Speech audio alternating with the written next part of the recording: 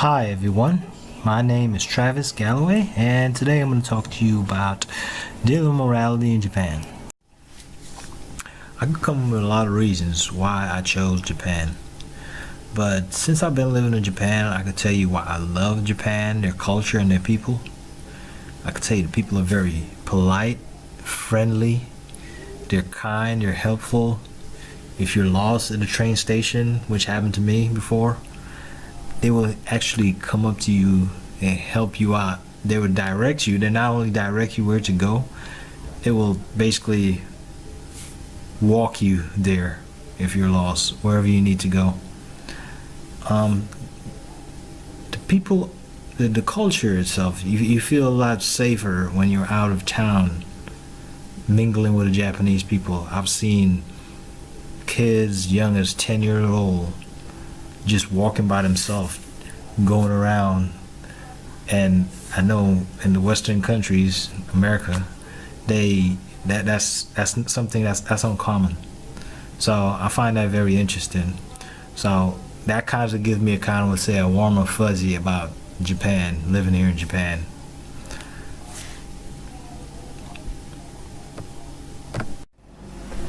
A slight overview about Japan is the population of Japan is about 98% ethnic Japanese people living in Japan. The population recorded in 2015 was over 127 million. And the amazing thing about that to me is the size of Japan is about the size of California. 27 million people living in one small state. The population is less than America, but try to put it in perspective, the population of America is over 300 million. We have 50 states, and Japan, the size of California, have 127 million. I'll keep reading that, but it just sounds amazing to me. The Japanese people are very efficient in what they're doing. They truly believe in recycling everything they use, they process. A lot of things I've witnessed they've been doing is just efficient. They believe in that reuse mentality. And another thing in my research that I've read about is the Japanese population is getting old. The population, most of the population they're aging, and they're kind of working in that dilemma of the aging population. Who's going to care for the aging population as they're getting older and older? As much as I want to say or believe that Japan is a perfect nation and the things they do are basically really above everyone else, Japan do suffer from certain moral issues. And as a leader coming into Japan and seeing some of the stuff they do, it's kind of strange. And one of the things I've seen, one of the moral issues I've witnessed, is diversity. Especially a lot of large organizations, I would say they suffer from having a diverse group of people, especially women in the workplace. There are not a lot of women working in the workplace. There are not a lot of women in leadership position.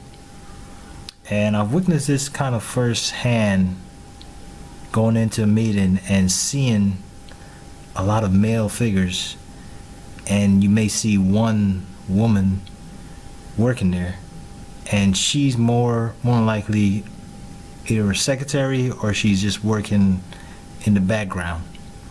And coming from America, that culture, it's kind of strange to see that.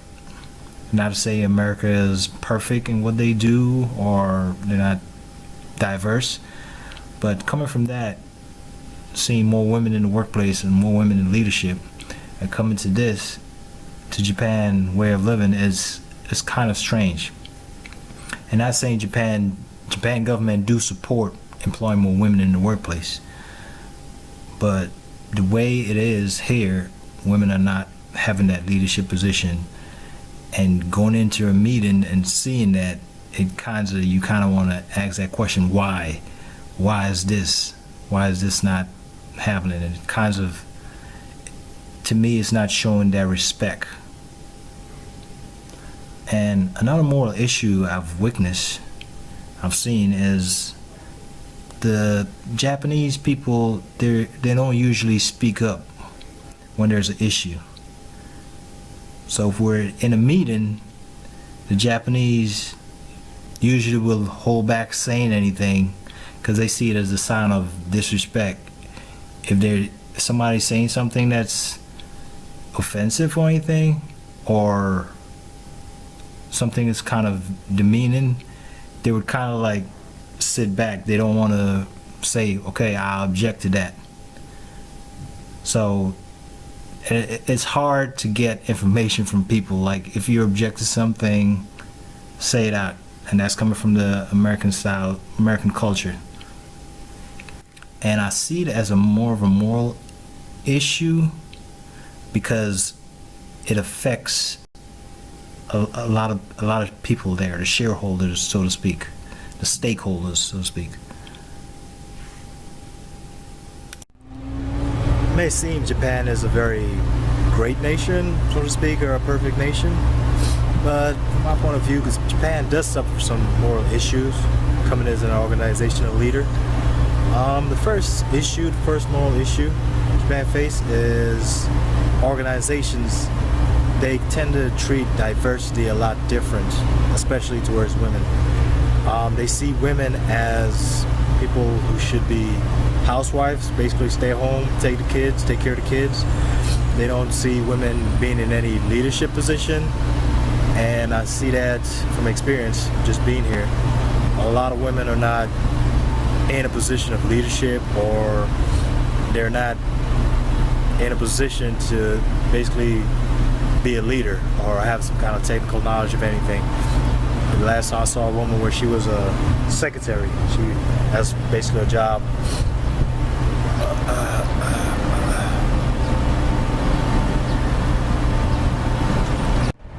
As much as I want to say Japan is a perfect nation, they do suffer from certain moral issues. And coming in as an organizational leader, one of the moral issues I've experienced so far being in Japan is the way they treat diversity, and diversity towards women, and women being employed into a certain organization or any kind of organization, so to speak. From experience of being in meetings, you could barely see women presence in a meeting or anything per se. They kind of see women being as people who should be at home, housewife, taking care of the kids, and coming from a different culture, that's kind of very hard to see that.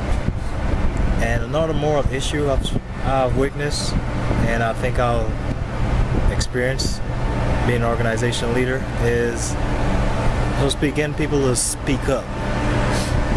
And when I say getting people to speak up, I'm talking about in a team, working in a team sense, and I'm being a leader, and people are very scared to speak up because they're not in that leadership position. So that's one of those things I think it's kind of a moral issue. Like, if something happens, they feel like they don't have a voice to speak up because they're not in that leadership position.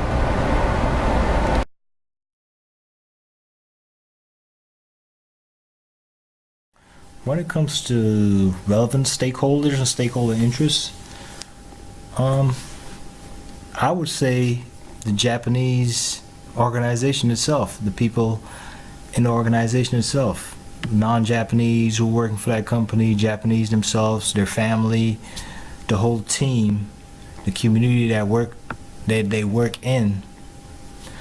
The shareholders, they're the one that pays the bill. They're the one. We have a responsibility, like in previous lecture, to make a profit for them. The clients, customers.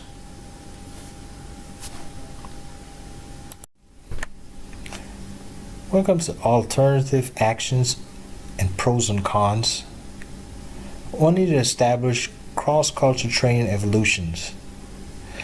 Cross-culture training evolution would help to raise awareness of certain differences in attitudes, culture, way of thinking, and that would help maintain that connection.